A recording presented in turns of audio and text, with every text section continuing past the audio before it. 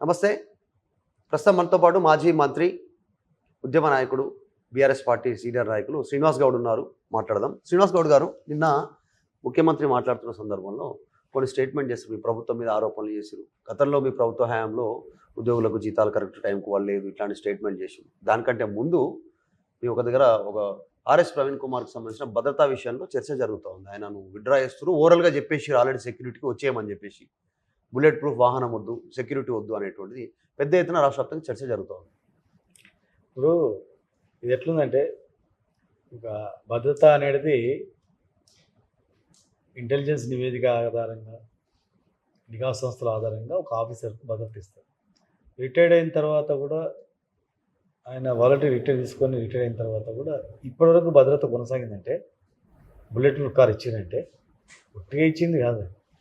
ఆనాడు సమర్థవంతంగా పనిచేసి రాష్ట్రపతి మెడల్ తీసుకొని, సెంట్రల్ ఇంటెలిజెన్సీ సెక్యూరిటీ వింగ్ మోడల్ తీసుకొని అనేక రకాలు చేసినందుకు కొన్ని విషయాలు మనకు చెప్పరు బయట. ఏం ఇంత పని చేసాడు ఈ సంగతి. ఇంకా అటువంటి వాళ్ళు అందరు ఎవరికంటే వాళ్ళకి ఎవరు, ఎంతోమంది ఐఏపీఎస్లు రిటైర్డ్ అయ్యారు. వాళ్ళు మరి ఐపీఎస్లకు ఎవరికి గెలేదు, ఈయనకొక్కరికి ఎందుకు ఇచ్చింది? ఈయనకు ఇంటెలిజెన్స్ నివేదికలో సెక్యూరిటీ కంపల్సరీ ఇవ్వాలి, ఆయన లైఫ్ థ్రెటన్ ఉంది. ఆయన ఆ రోజు ప్రభుత్వ విధానాలు సమర్థవంతంగా అమలు చేసినందుకు సొంత విషయంలో కాదు కదా, ఆస్తి తగాలను గొడవలను ఇచ్చింది కాదు కదా భద్రత. ప్రభుత్వ విధి విధానాలను అమలు గట్టిగా చేసినందుకు కచ్చగట్టిండ్రు, కుట్రదారులు ఉన్నారు అనే భావంతో ఇచ్చింది. ఒక పొలిటికల్ డిసిషన్ తీసుకోవద్దు. ఇప్పుడు ఈ రాజ్యాంగం ఉందండి, భారతదేశ రాజ్యాంగంలో ఏముంది? ఆర్టికల్ 14. ఆర్టికల్ 14 ప్రకారము, ఇక్కడ ఉన్నటువంటి ఆర్టికల్ 14 ప్రకారం ఒక సహజంగా రక్షణ కల్పించిన వ్యక్తికి ఇమ్మీడియట్గా తీసేయడానికి వీల్లేదు. ఆర్టికల్ 14లో కానీ ఆర్టికల్ 21లో కానీ చెప్పేది ఏంటంటే, ఒట్టిగా ఇచ్చింది కాదు, రాజకీయ ప్రమేయంతో సెక్యూరిటీ తీసేయద్దు, నోటీస్ ఇవ్వాలి. ఎందుకు థ్రెటన్ లేదో చెప్పాలి, ఇంటెలిజెన్స్ నివేదిక తీసుకోవాలి, నిఘా సంస్థల నివేదిక తీసుకొని ఆయన నోటీస్ ఇచ్చి నీకు ఏం లేదు, ఏదైతే మేమే ప్రభుత్వం బాధ్యత అని చెప్పి తీయాలి. ఉట్టి ఓరల్గా బంద్ చేయి, నువ్వు బండి తీసుకొని వచ్చేసి, నువ్వు గన్మెన్ నువ్వు ఇంటికి వచ్చేసి అంటే కాదు. అట్లా ఇప్పుడు రాజ్యాంగం కల్పించిన హక్కుని కాలు రాస్తే చట్టం కూడా ఒప్పుకోదు, కోర్టు కూడా ఒప్పుకోదని.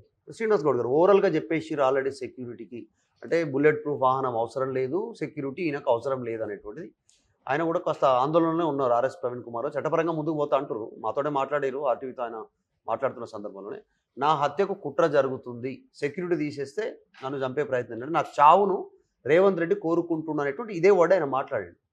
100%. ఇప్పుడు ఆయనకు ఉన్న పలంగా సెక్యూరిటీ తీసేస్తారంటే డౌట్ రాదా? ఎందుకు? ఆయన ప్రభుత్వంతోనే కొట్లాడుతున్నాడు. ప్రభుత్వంలో ఎక్కడ అన్యాయం జరిగితే వాళ్ళ వైపున ఉండి, అన్యాయం జరిగిన వాళ్ళ వైపున ఉండి న్యాయం చేయాలని పోరాటం చేస్తున్నాడు. ఆయన గొంతు గలాన్ని విప్పిండి. ఆయన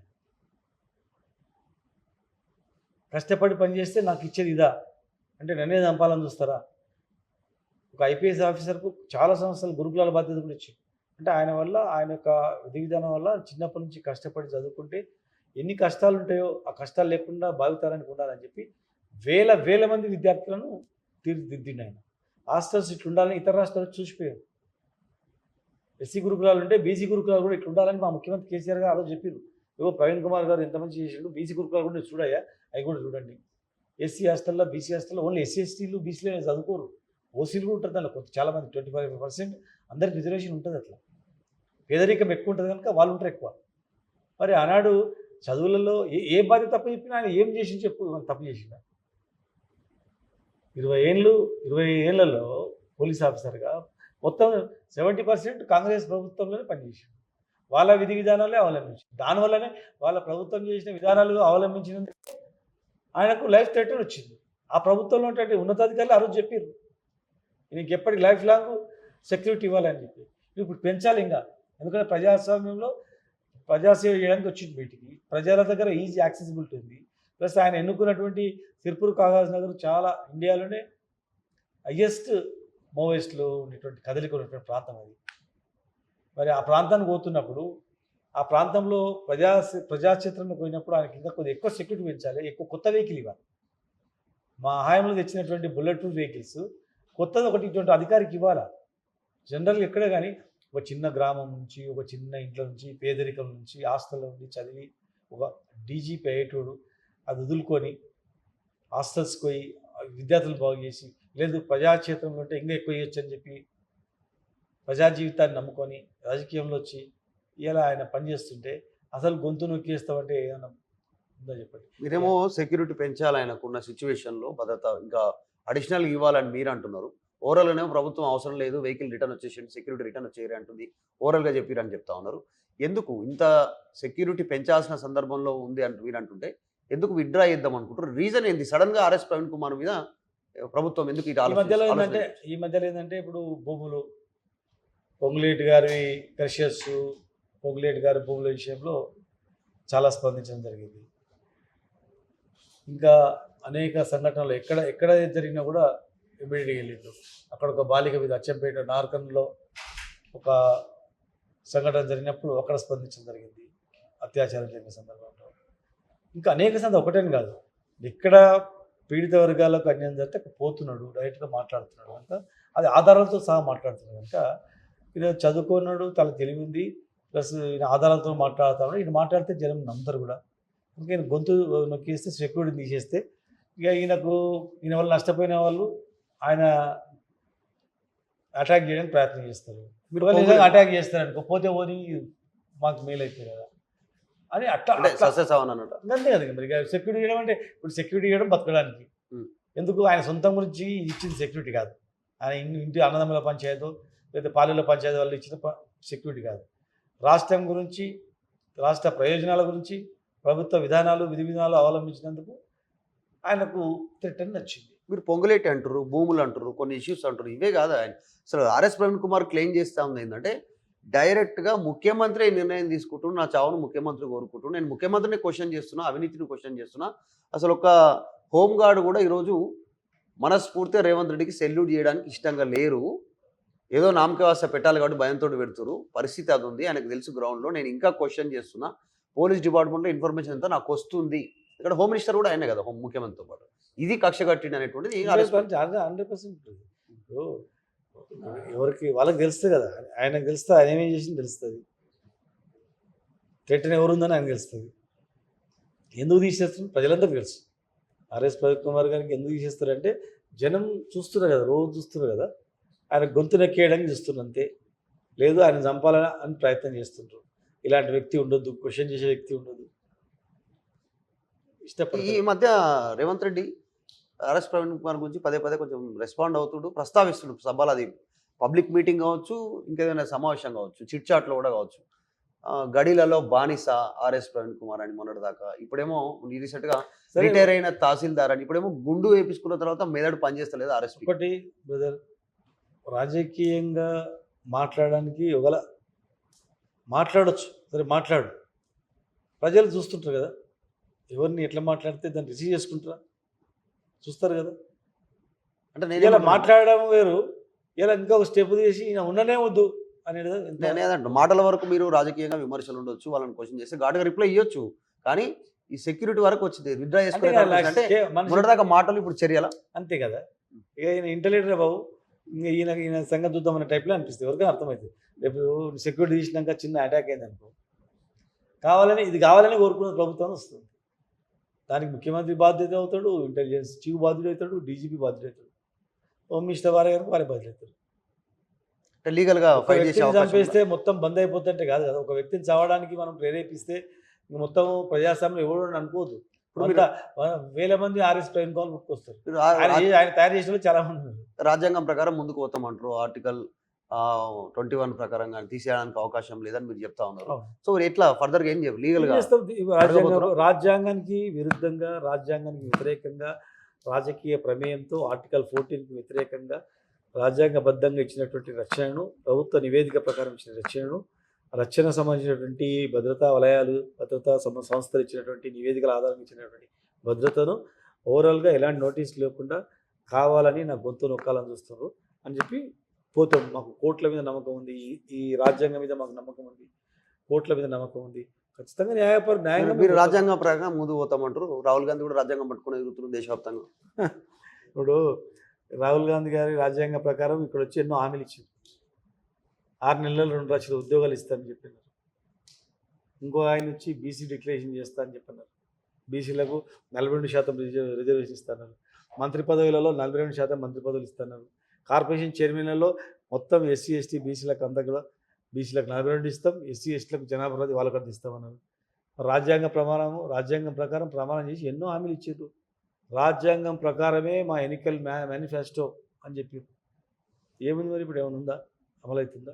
వాళ్ళ అసహనం కూడా ఏంటంటే ఏం చేయలేక ఆ అసహనంతో ఇవన్నీ చేస్తారు ఈ చర్యలు. ఇంకోటి నిన్న రవీంద్ర భారతిలో ముఖ్యమంత్రి మాట్లాడుతూ ఉద్యోగస్తుల గురించి మాట్లాడిన వాళ్ళతో మీటింగ్ సందర్భంలో నేను మీ అందరు నన్ను సారాన్ని పిలవాల్సిన అవసరం లేదు, నన్ను అన్న అంటే నాకు చాలా సంతోషపడతా. 1 తారీఖు నాడు 10 ఏళ్లలో బీఆర్ఎస్ హయాంలో అంటే మీ ప్రభుత్వ హయాంలో మీరు కూడా మంత్రి ఎమ్మెల్యే అప్పుడు ఆ టైంలో మీ హయాంలో 10 ఏళ్లలో ఫస్ట్కు జీతాలు పడలేదు, 10 తారీఖు పడ్డాయి. ఎప్పుడన్నా ఫస్ట్కి పడ్డాయా మీకు? నేను ఫస్ట్కి వేస్తున్న జీతాలు 1 గంట ఎక్కువ పని చేయమంటారు ఇగో ఉద్యోగస్తులు. మాకు కరోనా 2 సంవత్సరాల కరోనాల వల్ల కొంత ఇన్బ్యాలెన్స్ అయ్యి ఒక 2-3 రోజులు లేట్ కావచ్చు. కానీ మేము ఇచ్చిన పిఆర్సీ భారతదేశంలో ఎవరు ఇవ్వలేదు. విన్నారా? హయ్యెస్ట్ శాలరీస్ భారతదేశంలో పెంచింది, హయ్యెస్ట్ శాలరీస్ ఇచ్చింది మేము. రిటైర్డ్ ఉద్యోగులకు కూడా వెల్నెస్ సెంటర్స్ పెట్టాలి అని చెప్పి, వాళ్ళకు ట్యాబ్లెట్స్ అన్ని సౌకర్యం కలిగించాలని చెప్పి, కాంట్రాక్ట్ ఉద్యోగులకు కూడా పిఆర్సీ ఇచ్చింది మేము. ఒక్క జీతము లేట్ అయిందని చెప్పుకుంటారు. కానీ ఇన్ని డిఏలు డ్యూ ఉన్నది ఇండియాలో ఫస్ట్. ఇది 6 నెలల్లో పిఆర్సీ ఇస్తున్నారు. ఎక్కడ పోయింది 6 నెలల పిఆర్సీ నివేదిక? మొన్న జూన్ 2 నాడు పిఆర్సీ నివేదిక తీసుకొచ్చి ఇచ్చేస్తున్నారు. జూన్ 2 అయిపోయి ఏదో కొంత ఆ 1 తారీఖు జీతం ఇచ్చిన చెప్పినంత మాత్రమే కాదు, ఇవాళ వరకు 2-3 నెలల నుంచి జీతాలు ఇస్తలేడు కాంట్రాక్ట్ ఉద్యోగులకు, అవుట్సోర్సింగ్ ఉద్యోగులకు. లక్షల మంది ఉన్నారు వాళ్ళంతా. అసలు వాళ్ళ నిజంగా ఉద్యోగులు వాళ్ళు కూడా మీరు పిఆర్సీ ఇవ్వకుండా, డిఏలు ఇవ్వకుండా, రిటైర్డ్ అయ్యి చనిపోతుంటే కూడా వాళ్ళు దాచిపెట్టిన పైసలు వాళ్ళవి ఇవ్వకుండా, ఫీజు రియంబర్స్మెంట్ డబ్బులు విద్యార్థులకు 14 లక్షల మంది విద్యార్థులకు ఫీజు రియంబర్స్మెంట్ ఇవ్వకుండా, ఉద్యోగాలు రిక్రూట్మెంట్ చేయకుండా 2 లక్షల ఉద్యోగాలు చేస్తామని 5-6 నెలలను చేస్తానటువంటి మీరు ఇచ్చినట్టు హామీలు నెరవేర్చకుండా ఇవాళ మీరు ఏదో నూటి మాటలతో మాట్లాడితే కుదరదు. అంతా ఆర్ట్ఫుల్గా వాళ్ళ మనసులో ఏముందో మీరు ఉద్యోగులను పోయి అడగండి. ఇప్పుడు వేరే టోళ్ళు అంటే వేరే, కానీ శ్రీనివాస్ గౌడ్ అంటే different. Srinivas Goud only MLA మంత్రిగా కానీ ఆయన ఉద్యోగాల నుంచి ఉద్యమం నుంచి వచ్చాడు, ఉద్యోగ సంఘాల నాయకుడిగా పనిచేశాడు. నిజంగా ఉద్యోగులు ఏమనుకుంటారు? శ్రీనివాస్ గౌడ్ గారు మిమ్మల్ని కలుస్తుంటారు, మాట్లాడుతుంటారు. ఆయన అన్నట్టు గంట పనిచేసే అవకాశం ఉందా ఎక్కువ? పొరపాటు చేసినాము, చాలా పొరపాటు చేసినాము. ఇక అది మిమ్మల్ని బూచి చూపించడం అయిపోయింది. ఉద్యోగులు ఇప్పుడు చాలా కోపంగా ఉన్నారు. రిటైర్డ్ ఉద్యోగులు చాలా కోపంగా ఉన్నారు. కాకపోతే ఇంకా 2 ఏళ్ళు ఉంది కదా, వీళ్ళతో ఆడబెట్టుకుందామని ఉన్నారు. సంవత్సరం తర్వాత అందరు బయటకు వస్తారు, అర్థమైపోతుంది. ఇవన్నీ దొరికి అనేది భావన ఉంది. మేము మళ్ళీ మాకన్నా ఎక్కువ చేయమని ఏం చేసింది చెప్పండి, జీతాలు తప్ప ఏం చేయని చెప్పండి. మాకన్నా ఎక్కువ పిఆర్సీ ఇచ్చినప్పుడు మాతో పోల్చుకోండి. మాకన్నా ఏఎస్టీ పిఆర్సీ ఇచ్చి పోల్చుకోండి. డిఏ మొత్తం బకాయిలు ఇచ్చేసి పోల్చుకోండి. రిటైర్డ్ అయిన ఎమ్మడే వాళ్ళు ఏమన్నా రిటైర్డ్ అయిన రోజే మొత్తం డబ్బులు ఇచ్చి ఇంటికి పంపిస్తామన్నారు. సచ్చినం కూడా ఇస్తలేదు. అవి ఇచ్చి చేయండి. మేము కూడా మీకే ఇవన్నీ చేయండి. మేము కూడా ఇదే ప్రభుత్వం చాలా బ్రహ్మాండంగా ఉందని మేము కూడా పొగుడుతాం. పుట్టి మాటలకు మీరు ఏదో మమ్మల్ని చూపించుకుంటా అది చేస్తే కాదు. ఓకే, మొత్తానికైతే ఉద్యోగులు అసంతృప్తిగా ఉన్నారు. టైం వచ్చినప్పుడు వాళ్ళు రియాక్ట్ ఎవరు తృప్తున్నారు భయ్? కొంతమంది మంత్రులు, కొంతమంది నాయకులు తృప్తున్నారు. వాళ్ళ పార్టీలు కూడా అందరు తృప్తున్నారు. వాళ్ళ పార్టీలో అందరు ఎమ్మెల్యేలు తృప్తిగా ఉన్నారా? లేరా? అందులో కూడా ఎవరు లేరు. అడగారు మీరు, ఎంతమంది ఎమ్మెల్యేలు హ్యాపీగా ఉన్నారు చూడండి, అసంతృప్తి ఉన్నారా? ఎంతమంది వాళ్ళు తృప్తి ఉన్నారు చెప్పండి. ఆర్థిక ప్రయోజనాలు కూడా కొంతమందికి అందుతున్నాయి, వాళ్ళ వరకే హ్యాపీగా ఉన్నారు తప్ప ఎవరు హ్యాపీగా లేరు. ఇంకోటి, ఓవరాల్గా స్టేట్లో స్టార్ట్ అయింది నిన్న నుంచే స్పెషల్ ఇంటెన్సివ్ రివిజన్. ఈ అంశం మీద మీ పార్టీ కాస్త ముందు వరుసలో ఉన్నట్టుంది, అందరికంటే ఎక్కువ సమావేశాలు, అవగాహన కార్యక్రమాలు. ఓవరాల్గా సార్ పైన ఏం మాట్లాడతారు? అదే స్టార్ట్ కాగానే కేసీఆర్ గారికి ఒక పెద్ద విజన్ ఉంటుంది. ఒక ప్రభుత్వం ఒక మంచి పని చేస్తే హర్షిస్తారు. ఆరోగ్యశ్రీని రాజశేఖర రెడ్డి గారు తీసుకొచ్చి అసెంబ్లీ ఎన్నోసార్లు పొగిడాడు. ఎన్టీ రామారావు గారు కూడా కొన్ని విధానాలు బడుగు బలైన వర్గాలకు చేసి చాలాసార్లు పొగిడాడు వాళ్ళు చేసినటువంటివి. ఇట్లా కేంద్రం ఒక ఎన్నికల కమిషన్ ఒక విధానం తీసుకొచ్చింది. ఇది కొందరు ఇక్కడ ఓట్లు, ఇంకో రాష్ట్రంలో ఓట్లు 2 ఓట్లు పెట్టుకోవడం, గ్రామాలలో ప్లస్ పట్టణాలలో 2 ఓట్లు పెట్టుకోవడం, ఇవన్నీ ఈ వ్యవస్థ ఉండొద్దు. నిజాయితీగా ఒక మనిషికి ఈ దేశంలో ఒక ఓటు ఉండాలా అంతే, మళ్ళీ ఎక్కడ వేరే రాష్ట్రంలో ఉండొద్దు. మంచి ప్రక్రియ. దీన్ని సమర్థవంతంగా ఆ విధి విధానాలు అమలు చేయాలని చెప్పి అందరు ట్రైనింగ్ ఇచ్చిండు. ఎగ్జాక్ట్లీ స్పెషల్‌గా కేటీఆర్ గారికి ఎగ్జాక్ట్లీ ఒక డే అంతా కేటీఆర్ గారు చెప్పి ఒక బుక్ తయారు చేపించిండు. నువ్వంతా చెప్పవు అని చెప్పిండు. అన్ని నియోజకవర్గాలు దీన్ని విస్తృతంగా ప్రచారం చేయని చెప్పిండు. మేము కూడా అందరికి చెప్తాం. స్లోగన్ కూడా తీసుకున్నట్టున్నారు KCR already. One nation, one citizen, one vote. Yes. అది ఆ లైన్ బై వెళ్తున్నాం. కేసీఆర్ గారే సమాచారం ఇచ్చారు. నిన్న ఎన్నికల కమిషన్ దగ్గర కలిసి మాట్లాడారు పార్టీ నాయకులే. సో కరెక్ట్గానే ఉంది. కానీ హైదరాబాద్ లాంటి ప్రాంతాల్లో కొంచెం డిఫరెన్సియేషన్ ఉంది. ఇప్పుడు ఇతర రాష్ట్రాల నుంచి వచ్చినటువంటి వాళ్ళు ఒక్క స్టేట్ నుంచి కాదు, దాదాపు 16, 17 రాష్ట్రాల నుంచి వచ్చి ఇక్కడ సెటిలర్స్ చాలామంది ఉంటారు. ఇంకా పక్క రాష్ట్రం ఆంధ్రప్రదేశ్ నుంచి వచ్చేవాళ్ళు చాలా పెద్ద మొత్తంలో ఉన్నారు. ఎమ్మెల్యేలు, కార్పొరేటర్లు, జిహెచ్ఎంసీని ప్రభావితం చేసేటువంటి సిచ్యువేషన్లో ఉన్నారు. అదొకటి. మిగతా రాష్ట్రాలు కూడా ఉన్నారు. గుజరాత్ కానీ, మహారాష్ట్ర కానీ, మధ్యప్రదేశ్ కానీ, ఒరిస్సా కానీ, బీహార్ కానీ ఉన్నారు. ఓకే. కానీ కొన్ని నియోజకవర్గాలు మహేశ్వరము, చంద్రాయణగుట్ట, ఇంకా కొన్ని ప్రాంతాల్లో 42,000కు పైగా ఒక్కొక్క నియోజకవర్గంలో ఒక్కొక్క ప్రాంతంలోనే రోహింగ్యా ముస్లిమ్స్ ఉన్నారు, బంగ్లాదేశ్ నుంచి వచ్చినటువంటి వాళ్ళు. ఎవరున్నా ఏదున్నా కూడా ఈ ఓటకు ద్వారా అందరు బయటపడుతారు. ఫిల్టర్ చేయాల్సిందే వీళ్ళందరూ. కంపల్సరీ చేయాల్సింది. ముఖ్యంగా ఇది ఆంధ్ర తెలంగాణలో ఎక్కువ సమస్య ఉంటుంది. ఆంధ్ర ప్రజల వల్ల ఇతర రాష్ట్రాల్లో హైదరాబాద్లో ఉన్నారు. వాడు ఎవడు కూడా ఇక్కడ ఓటేసి మళ్ళీ గుజరాత్కు ఓటేయడు. ఈడేస్తే వాళ్ళు ఉన్నా కూడా ఈడేస్తాడు అంతే.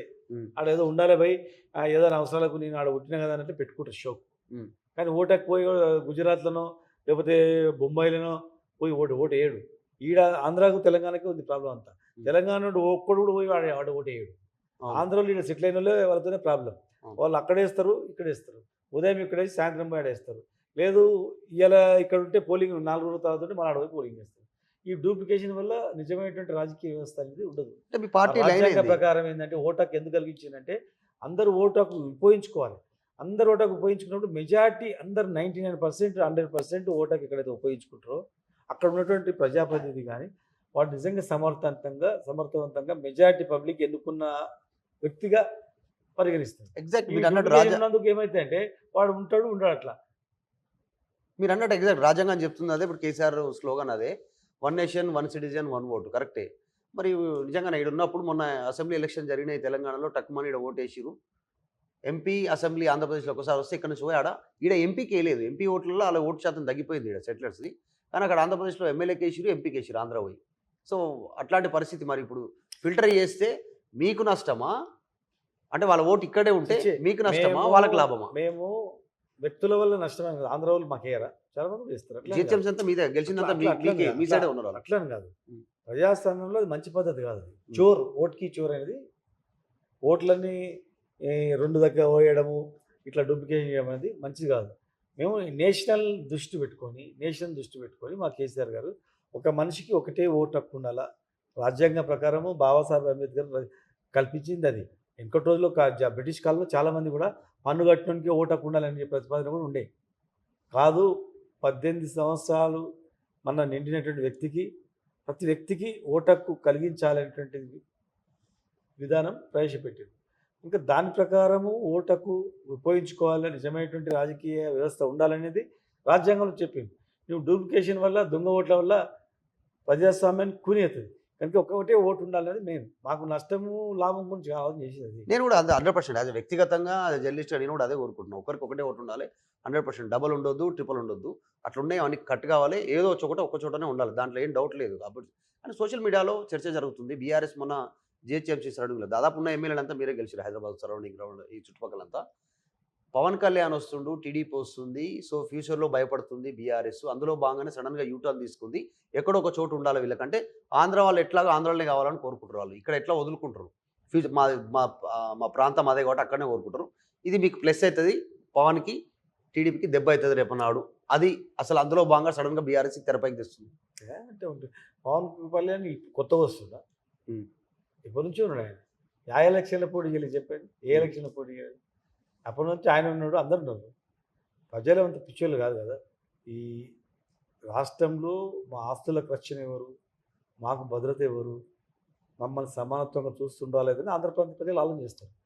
చాలా సందర్భాల్లో ఇంకా మేము ఆంధ్రలో బతకలేకపోతున్నాము, తెలంగాణలో ప్రశాంతంగా ఉందని చెప్పిన వాళ్ళు అన్ని పాటిన వాళ్ళు. ఇక్కడ ఉన్నటువంటి వాతావరణము, రాజకీయ వ్యవస్థ, ప్రభుత్వ పనితీరు, ఈక్వాలిటీ చూసినాం. అక్కడ లేదు. కనుక మాకు ఇప్పుడు మేము పోయిన తర్వాత ఎంతమంది బాగుపడుతున్నారు ఆంధ్ర వాళ్ళు? వాళ్ళకి ఏం రక్షణ ఉంది ఇక్కడ? వాళ్ళ ఆస్తుల విలువ ఎక్కడ పడిపోయింది? వాళ్ళకు బిజినెస్లు ఏమైనా నడుస్తున్నాయా? నిన్న మొన్న అంతా డివైడ్ చేసే ప్రయత్నం ఎన్టీఆర్ విగ్రహం పెట్టిరు, సమావేశాలు పెట్టిరు, విగ్రహాలను చూసి పవన్ ఓటేస్తారు. కళ్యాణ్ వచ్చింది, అంత చర్చ జరిగింది కదా. అవన్నీ విగ్రహాలను చూసి ఓటేసే కాలం పోయింది. ఉమ్. లేదో ఒక కులాన్ని చూసి ఓటేసే కాలం పోయింది. పాత సెంటిమెంట్ తీసుకొస్తుంది మళ్ళీ బీఆర్ఎస్. గతంలో Sentiment ఉద్యమం తెలంగాణ మళ్ళీ లైన్ తీసుకుంటుంది, పాత లైన్ లోకి వస్తుంది, స్ట్రీమ్ లైన్ లోకి వస్తుంది బీఆర్ఎస్. మేము సెంటిమెంట్ ఎప్పుడు వదిలిపెట్టినాము? ఉమ్. ఎట్లా మర్చిపోతారు? 100 ఏళ్ళు అయిందా? ఈ 10 ఏళ్లలో చూసలేరు. ఇక్కడ ఉన్న వాళ్ళందరూ తెలంగాణ ఉద్యమం చూసిండ్రు, తెలంగాణ తెచ్చుకున్నది చూసిండ్రు, తెలంగాణ తెచ్చుకున్న తర్వాత ఈ 10 సంవత్సరాల పరిపాలన చూసిండ్రు. ఏమైనా మా హింసించినామా? వాళ్ళని బాధ పెట్టినామా? ఆస్తులు గుంజుకున్నామా? ఎలుగొట్టినామా? ఏమైనా హింసించిన ముఖ్యమంత్రులు అందరూ ఈయనే ఉన్నారు. మేము ఉన్నప్పుడు ఉన్నారు. ఏమైనా ఇబ్బంది పెట్టినామా? వాళ్ళకి మన ఇళ్ళ కాడ ఇబ్బంది పెట్టినామా? వాళ్ళ రోడ్ల కాడ ఇబ్బంది పెట్టినామా? వాళ్ళకి బయట ఏమన్నా వేరే పౌరులాగా చూసినామా? ఈక్వల్గా చూసినాం. వాళ్ళ రక్షణ విషయంలో కానీ, భద్రత విషయంలో కానీ, బిజినెస్ విషయంలో కానీ ఎక్కడ కూడా అడ్డు చెప్పలే కదా. ప్రత్యేకంగా ఏర్పడిన రాష్ట్రం ఇది. ఈ దేశంలో అన్ని రాష్ట్రాల మాదిరిగా చరిత్ర లేదు తెలంగాణ. ప్రత్యేకమైన చరిత్ర, ప్రత్యేకమైనటువంటి కథ ఉన్నటువంటి చరిత్ర ఉన్నటువంటిది. మాకు ప్రత్యేకమైన కరెన్సీ. భారతదేశంలో విలీనం కాకముందు కూడా మేము ఒక కరెన్సీ, మాకు ప్రత్యేకమైన ఎయిర్పోర్ట్లు, మాకు ప్రత్యేకమైన రైల్వే వ్యవస్థ మాది, రైల్వే అండ్ ట్రాన్స్పోర్ట్ వ్యవస్థ మాది. ఇవన్నీ ఉన్నాయి. ఇంత చరిత్ర ఉన్న ప్రాంతం ఇది. ఇండియాలో ఎక్కడ ఎవరికి ఉండదు కరెన్సీ గిరెన్సీ. ఇతర దేశాల్లో రాయబార కార్యాలయాలు ఉండేవి మావి. 14 దేశాల్లో తెలంగాణ సంబంధించినటువంటి మా రాష్ట్ర కార్యాలయాలు, రాయబార కార్యాలయాలు ఇతర దేశాల్లో ఉండేవి. ఎంబసీ అంబాసిడర్స్ ఉండేటి వాళ్ళు. వేరేది ఒకటి చూపి వేరే ఏమైనా ఉంది అట్లా. సంపన్నమైనటువంటి దేశం మాది. ప్రపంచంలోనే సంపన్నుడైనటువంటి రాజు ఉన్నటువంటి ప్రాంతం మాది. అయినా మేము ఏనాడైనా వాళ్ళను కించపరిచినా, మమ్మల్ని కించపరిచినా, అవమానపరిచినా, ఇబ్బంది పరిచినా, ఇష్టానుసారంగా మాట్లాడినా, సినిమాలలో చిన్న చులుకలు చూపించినా కూడా మేము రాష్ట్రం వచ్చిన తర్వాత మళ్ళీ మీరు ఇంత మాట్లాడుతారు, లేదు. బీజేపీ వాళ్ళు కౌంటర్ ఇస్తారు మీకు, మళ్ళీ మళ్ళీ నిజామును పొగుడుతారు మీరు. నిజాం అని కాదు, నిజాం మేము మొదలేదు. ఉమ్. నిజాం చాలా మంచి చేసి చాలా చెడ్డ చేసి, ఉమ్. కొన్ని మంచి చేసిన ఉన్నాయి, కొన్ని చెడ్డ చేసిన ఉన్నాయి. నిజాం మేము సొంతం జైల్లోకి చేసిండా? మా పన్నులు, మా కష్టార్జితము ప్రజల యొక్క పన్నే కదా. మా కష్టార్జితంతోనే ఉన్నట్టు కదా ఈ ప్రాంతం పరిస్థితి. ఎట్లా ఇక్కడ పంటలు కావచ్చు, ఈ ప్రాంతంలో ఉన్నటువంటి ఖనిజాలు కావచ్చు, ఇక్కడ చిన్న డైమండ్ దొరికితే అక్కడ కోహినూర్ డైమండ్ కొన్ని వేల కోట్ల వాల్యూ అది. అటువంటి డైమండ్లు ఈయనే కదా, ఈ భూమిలో పుట్టిందే కదా. అలాంటి ఇంకా ఎన్నో డైమండ్లు ఉన్నాయి కదా. Okay, right. కంక్లూడ్ చేసే ముందు శ్రీనివాస్ గౌడ్ గారు, మొన్నటిదాకా ముఖ్యమంత్రి, మాజీ ముఖ్యమంత్రిని కాస్త టార్గెట్ తక్కువ చేస్తున్నా, ఓన్లీ అడిగితే ఇప్పటి నుంచి తిట్టని అన్నాడు. అంతకుముందు చాలా ఘోరంగా తిట్టినట్టు ఉన్నాడు, చాలాసార్లు తిట్టిండు. నిన్న మళ్ళీ అట్లనే ఫామ్ హౌస్లో ఉంటేనేమో కుంభకర్ణుడు, బయటకు వస్తే బకాసురుడు అన్నట్టుంది కేసీఆర్ పరిస్థితి. ఇప్పుడు ఆయన విజ్ఞతగా వదిలేయాలంటే ఒక ముఖ్యమంత్రి స్థాయిలో మాట్లాడదు. ఆయన మాట్లాడడం వల్ల ప్రజలలో ఆయనే చులకనవుతుంది. ఒక హోదా రానప్పుడు ఆ హోదా రావడానికి ముఖ్యమంత్రిని తిడితే ఒప్పుకున్నారు కొంతమంది. సరే తిట్టంలే, ఎందుకంటే 10 సంవత్సరాలు అయింది కదా అని చెప్పి కొందరు నష్టపోయిన వాళ్ళు, ప్రభుత్వం నుంచి ఎవరు నష్టపోయిన వాళ్ళు సంతోషపడి ఉండొచ్చు కొంతమంది. కానీ ఇలా వాళ్ళు కూడా బాధపడుతున్నారు. అయ్యో కేసీఆరే బాగుండే కదా, కేసీఆర్ ఉన్నప్పుడే మా ఆస్తులు ఎన్నో విలువ ఇప్పుడు ఏమి ఇట్లా అయిపోయినాయి, పిల్లలకు ఉద్యోగాలు వచ్చేటి, ఈ బిజినెస్ నడిచేటి. ఇవాళ మళ్ళీ 3వసారి కేసీఆర్ అని ఎందుకు మాట్లాడుతున్నారు? ఎందుకు వస్తున్నాయి సర్వే రిపోర్ట్లు? కేసీఆర్ నచ్చిండు కనుకనే. ఇవాళ కేసీఆర్ని తిడితే గ్రాఫ్ పెరుగుతుంది అనుకోవద్దు, ఇంకా పడిపోతుంది. అది తిట్టిన ప్రతి సందర్భంలో అది వాళ్ళు గ్రహించాలి. వాళ్ళు గ్రహిస్తే వాళ్ళకి బెనిఫిట్ అవుతుంది. ఇప్పుడు ఎట్లుంది ట్రెండ్ అంటే, తిట్టిన కొద్దీ కేసీఆర్ గ్రాఫ్ పెరుగుతుంటుంది, పిచ్చి కోపం వస్తుంటుంది ప్రజలకు, ప్రభుత్వం మీద, ముఖ్యమంత్రి మీద. అప్పుడు ఎలక్షన్ ముందు లాగా ఎప్పటికుంటుంది అనుకున్నారు కానీ కాదు, కుదరదు. అది ఎంతోమంది దేవుళ్ళలా పోలుస్తున్నారు కేసీఆర్. లబ్ధి పొందిన వాళ్ళు, ఇవాళ నష్టపోయినటువంటి వాళ్ళు ఎదురు చూస్తారు ఎప్పుడు ఎలక్షన్ వస్తారు. కనుక అది మేమేం బాధపడతలేదు తిట్టినని. ఇంకా ఆయన తిట్టడం వల్ల మాకు లాభం అవుతుంది. ఆయన విజ్ఞత వదిలేద్దాము. ఆయన తిట్టినంత మాత్రం వాళ్ళు ఏదో మంచిగా అయితే అనుకోరు. అది ఒకనాడు తిడితే ఇంతకన్నా ఘోరంగా తిట్టింది కదా. సరే పోనీ ఆయన విజ్ఞత వదిలేద్దాం అనుకుని ఎవరు దాన్ని పట్టించుకుంటారు, ప్రజలు పట్టించుకుంటలేరు. ఆ వర్డ్ వచ్చినప్పుడు చాలామంది టీవీ బంద్ చేస్తారు. కేసీఆర్ని తిడుతుంటే టీవీ బంద్ చేస్తారు. చాలా మీటింగ్లలో కేసీఆర్ని తిడుతుంటే మీటింగ్లకి వెళ్ళిపోతారు జనం, మహిళలకి. ఇట్లా ఆయన తిట్టంగానే తిట్టుకుంటారు లోపల. కనుక ఒక ముఖ్యమంత్రి స్థాయి తగ్గట్ట మాటలు కావాలి. ఈయనని గౌరవిస్తే ఆయనకి గౌరవం పెరుగుతుంది. Right, thank you so much for your time Srinivas Goud గారు. ఇది మాజీ మంత్రి శ్రీనివాస్ గౌడ్ గారితో స్పెషల్ ఇంటర్వ్యూ. నేను మీ మధు మల్కేడ్కర్, వీడియో జర్నలిస్టు విజయ్తో. శ్రీనివాస్ గౌడ్ మాజీ మంత్రి మాట్లాడిన మాటలు మీకు ఏమనిపించినాయి మీరు కామెంట్ రూపంలో మెన్షన్ చేయండి, లైక్ చేయండి, షేర్ చేయండి. మరిన్ని అప్డేట్స్ కోసం, మరింత సమాచారం కోసం చూస్తుండండి ఆర్టీవీ.